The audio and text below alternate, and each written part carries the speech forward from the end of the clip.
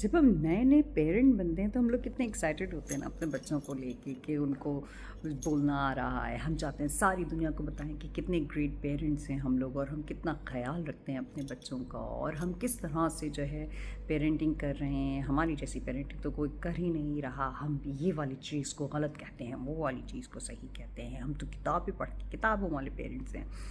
तो हम बड़े एक्साइटेड होते हैं। फिर जैसे जैसे हम थोड़ी सी एज मैच्योरिटी की तरफ जाते हैं और हमारे 2-3 बच्चे और हो जाते हैं, इसके बाद जो है जनाब वो सारी एक्साइटमेंट जो है ना ग्रेजुअली आके ठप हो जाती है।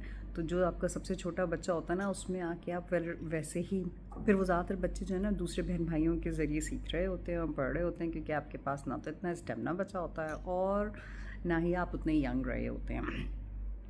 तो आपका जो पेरेंटिंग का स्टाइल है वो चेंज हो चुका होता है और वो ख़यालात भी जो किताबों वाले होते हैं ना वो आप साइड पर रख चुके होते हैं।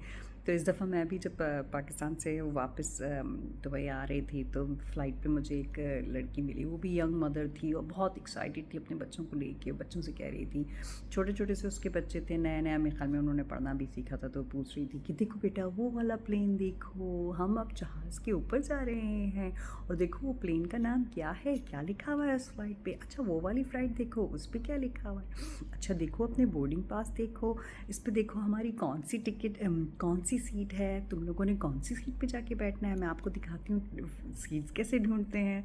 It was so cute. और उसको देख के मैं सोच रही थी कि जब मैं भी नई नई मदर बनी थी तो मैं भी ऐसी ही हरकतें क्या करती थी, सारी दुनिया को बताती थी कि मैं किस तरह से अपने बच्चों को ट्रेन कर रही हूँ और सिखा रही हूँ बावाज़ी बुलंद। और अब जो है हालत हमारी ये थी कि हम चुपचाप फ़्लाइट पे जा रहे थे। हमें पता था आगे से आगे सेगमेंट क्या होना है। मेरे बच्चों को भी पता था कि उन्होंने कहाँ से फ़्लाइट टिकट ढूंढनी, कहाँ से सीट ढूंढनी है। किसी को कुछ लेना देना नहीं था, उनको सिर्फ सीट पे जाके बैठना था, अपना सामान रखना था और सिर्फ सोना था, चिल मारना था। सिर्फ 2 बच्चों ने बैठ के उस पर झगड़ा ज़रूर किया था कि किसने जो है विंडो साइड पे बैठना है, तो वो झगड़ा ज़रूर हुआ था मेरे 2 बच्चों में। और इसके बाद जनाब फिर सेटल हो गए थे। उन्होंने अपनी अपनी डिवाइसेस सेट की जो स्क्रीन पे उस पर लगी हुई होती हैं फ़्लाइट में, और वो अपने उसमें लग गए मिशन में, मूवी देखने में, गेम खेलने, एंड दैट्स ऑल। तो कोई कम्युनिकेशन मतलब इतनी नहीं हुई हमारे दरमियान में कि बस जस्ट सीट पे जाके बैठो, एडजस्ट हो और बस नेक्स्ट एयरपोर्ट पे उतरने का इंतज़ार करो। तो ये है अब हमारा हाल।